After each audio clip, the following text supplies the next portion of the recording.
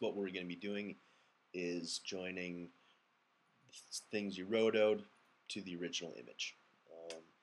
And what you want to do is attach your original plate, which would be this right here, to your right view, and your rotoed stuff to your left view. So tab and start join views. And let's see. Yep, this actually did it right this time. Let's add another one of those here. Add another one, and another one. And attach them just like you did the original one. The nice thing about this is nothing you need to do in the properties bin. Maybe you can rename them if it helps you to organize things, but honestly, no real need to. Just kind of clean this up a bit so it's a little easier to understand what's going on. And now that we have, oops, and this is what we're making right here. So now that we have our join views, we go over here and we add an anaglyph node. Now we do have to make some changes in the anaglyph.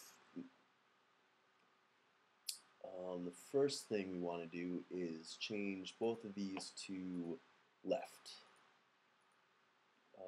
And then horizontal offset we will change depending on the depth of the image. Because we're working in the foreground buildings right now, you want this offset to be low number. 0 will leave the plane flat as if it were where the screen is. A negative number will pop it out slightly, and positive numbers will move it back in space. The further back in space you move it, the larger the number, and the greater the stereoscopic feel. Of course, you can only get to a certain point where it starts to lose its effect and not look right. Amount color, probably want to bust this up to 1 at least initially. After you've gone through and finished everything out, you can probably come in and tweak this, bring it down a little bit. What this does is this changes things from more of an optimized anaglyph image, which I have a little write-up on what exactly that means. Basically, it means it sucks out all the color, leaving predominantly black and white image broken up into red and cyan. I tend to like the look of that better than the fully colorized shot, although usually you can find a happy medium where the colors are still coming through, yet it's not quite as busy, which allows for a stronger stereoscopic effect. So anyway, let's move on and add another anaglyph. Oops.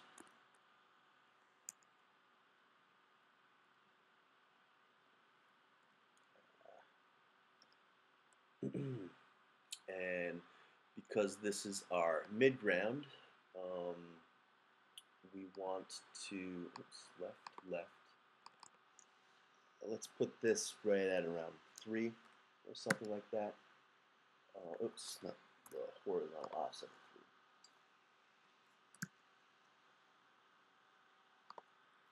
of 3. And another anaglyph, left view, color up to 1.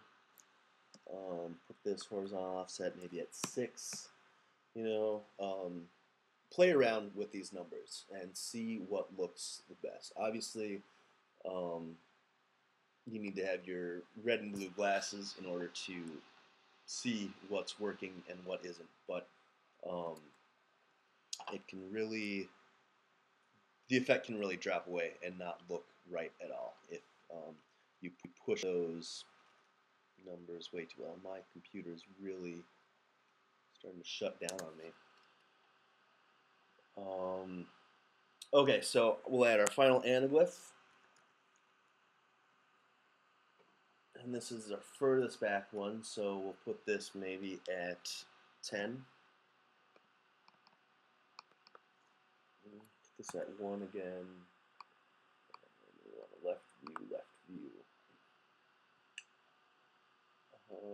And now we just need to do some simple merges to merge the footage back together. So select the two you want to merge and just hit M to merge them.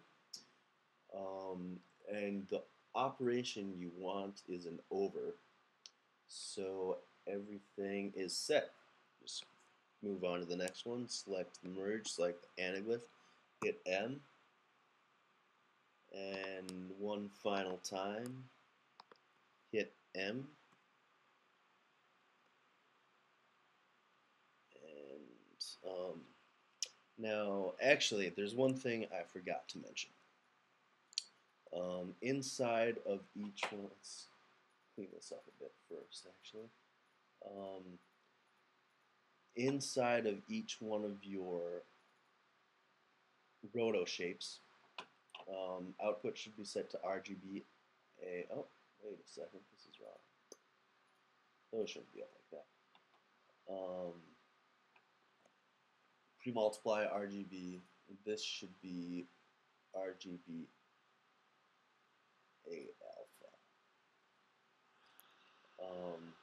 But what I was actually, my most important thing that you should look at is inside of the shapes right here,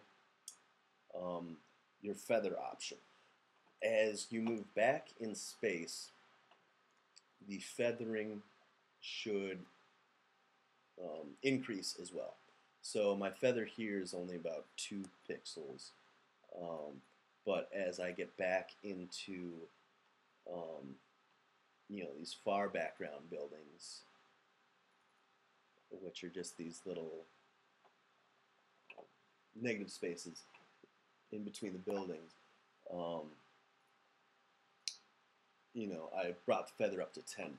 This is because with the horizontal offset, you need to feather to fill the gap, essentially. If you don't feather it, you're going to see little holes in the mat you essentially put together to do this. If you think of it kind of as a camera projection. So after you've done that, you've pretty much created your stereoscopic shot.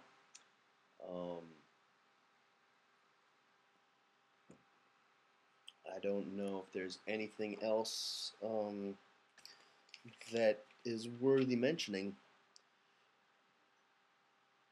And looking at my notes, I don't see anything. So hopefully this tutorial made sense, and now you can go and bust out your own stereoscopic movies in